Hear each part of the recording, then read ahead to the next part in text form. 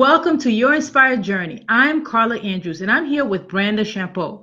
She is a phenomenal speaker, an author, and a curriculum developer. She's the founder of Exploring Expression, and she is here to help us understand how to raise learners, how to raise children and students, and make them a difference in how they take schooling, especially now, into how life is. Welcome, Brandy. How are you?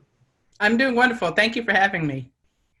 Oh, it's a pleasure. I know you have so much to share. As the last time we've spoken, there is so much was going on in regards to how school is changing, and you came up with an interesting concept of how we can help our children become resilient and be able to adapt in any environment. And there is no time such as this to have some type of program where it's able to help our students, help our children learn how to adjust with how life is. Yeah, and these are different times. If we think of, it doesn't matter if you're if you've been homeschooling all along, or maybe you're a new Hmm. homeschooler, or maybe you're going to public school, but now it's virtual, or even if you're going back to public school, it looks different. It has to look different than it did just months ago. You know, Yeah, even right. for people who are used to homeschooling, the idea that we can't just hop and go on a field trip. We can't just get together with a bunch of people for a co-op. You know, everything that we do in the back of our minds has this different idea and different approach. However, Wow. however, that doesn't have to it doesn't have to be a wall in your path. Hmm. And that's one of the things, that's one of the reasons why we push this idea that we want to raise learners, not students, because I a love that. learner understands how to seek the knowledge they need. A student waits I for it to be love given to that. them. A learner seeks it. Say that one more time. A student, a learner does what? A student waits for it to get to them. A learner seeks it. They're explorers. It's the explorer of exploring expression. We seek opportunities to learn, teach, grow, and share. And you know what? This is interesting because as we're entrepreneurs and we're talking right now, there's a difference in entrepreneurs in the sense that we seek opportunities, right?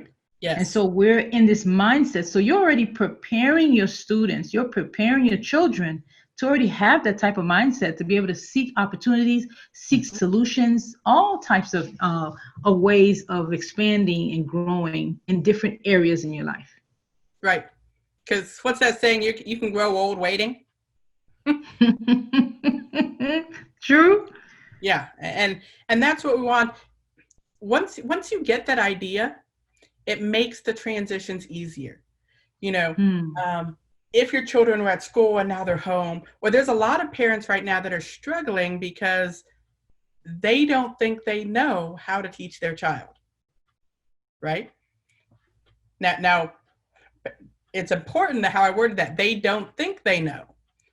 And one of our first things we do, because we do educational consulting and some other things, and one of the biggest things we push is that you've already been doing it. Hmm. The fact that your child can dress themselves, the fact that your child can toilet themselves, the fact that your child can make their own breakfast means you already know how to teach your child because you've been doing it. That's interesting way of looking at it, but it's true. You know, as a parent, you've already have all that skill set into place. Mm-hmm. So Now how we did can you help find? them apply it. Yes, right? Right. Knowledge is not knowledge is power, but applied knowledge is power. And so all this skill set, the knowledge that you already have as a parent, now it's taking it, bringing it still in the within the home or within Right. the homeschool setting, but being able to bring it into a level for now to ensure that they become explorers. I love that. Mm-hmm. So, I mean, this is interesting that how you're adding the parenting aspect to it. If you could share, how did you get from, I know you're a parent and then taking this journey into what it is that you do now and how you serving others and serving your clients. Honestly, I didn't do it willingly. You know, when you have a purpose and when you have a passion, Um, you can drag your feet all that you want, it's going to find you. And that's what happened. Um, so my oldest son has autism, and he was born deaf. He's hearing now, but he was born deaf, and he had autism, and he had a lot of problems. And he could not succeed well in a public school situation. He just couldn't. He couldn't succeed well in a public daycare situation, you know. And so when he was younger, I was always in that situation of getting calls all the time and going from this meeting to that. I mean, I've been to so many IEP meetings, I could do one in my sleep now. Wow. And eventually it clicked, we've been on and off, but eventually I had to come to that realization that it's not for everyone. And in other words, what you're saying, not necessarily just public school, but the school period, like he needed that special care with you something else within the home. And even while he was going to school, at school, they were spending so much time and energy controlling his special needs that he wasn't learning. Okay. And so I had already come from a background of this understanding that learning is something important. And the kids and I mean, we take road trips, we do all these things because I find the world fascinating. And I want to raise children who find the world fascinating. And so they already had this understanding that we want to learn things. But in the beginning, I was just like everyone else. I was like, well, that's what school is for, right? Except it wasn't working. Except he wasn't learning anything. And so I had to bring those in. And, he's 16 now. So this is years and years and years ago. I had to bring in and start doing things and start applying things. And throughout it, from there to here, and throughout all of the I'm going to say stumbling blocks that occurred between here, there, and now, I've come to this understanding that if I can teach him, if we can teach our children that A, learning is important, and that B, they have the power to find what they need to succeed. And that's what I decided when he was very young. I decided if I don't teach him anything else, I'm going to teach him that learning is important and that he has the power to find what he needs. So how did you teach him, segment 1 and segment 2? How did you teach him that learning is important? Okay. The number one thing we talk about all the time in our company is that children will do what they see you do. Regardless of what you say to them, children will do what they see you do. So if you want to raise learners, they have to see you being a learner. If you want to raise children that strive to be their best expression, they have to see you striving and reaching for your dreams and reaching for your passions. And that's why we begin with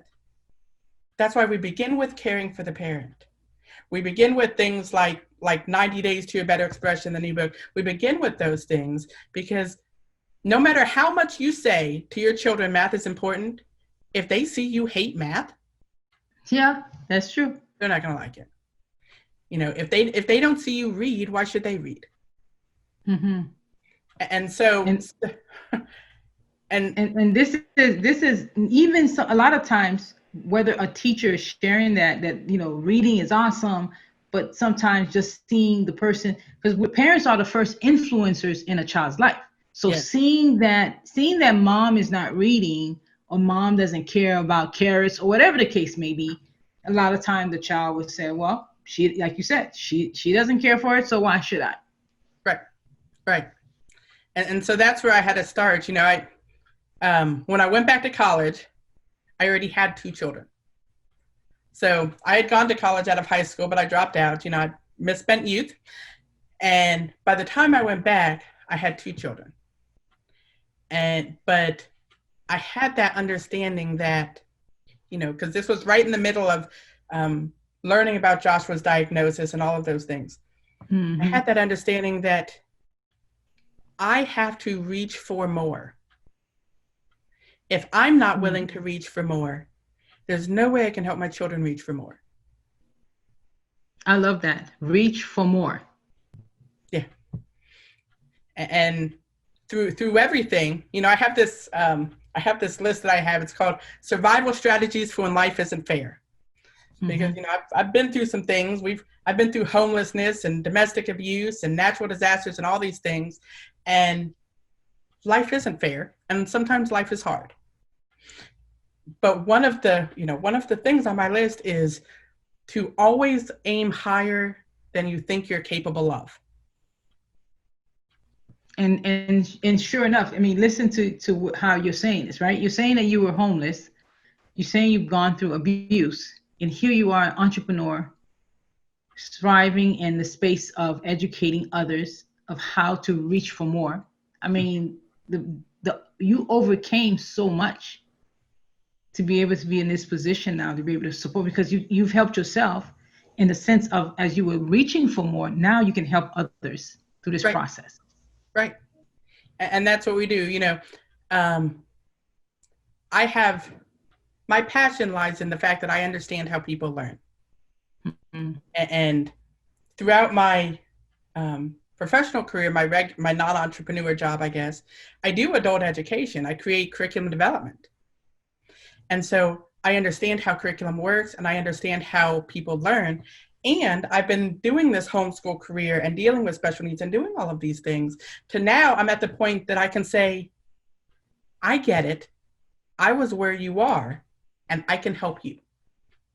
And that's what I'm trying to do now through my company is say, I get it. I get maybe you're a working parent or a single parent or this or that or this, but I get it and I can help you. That's fantastic.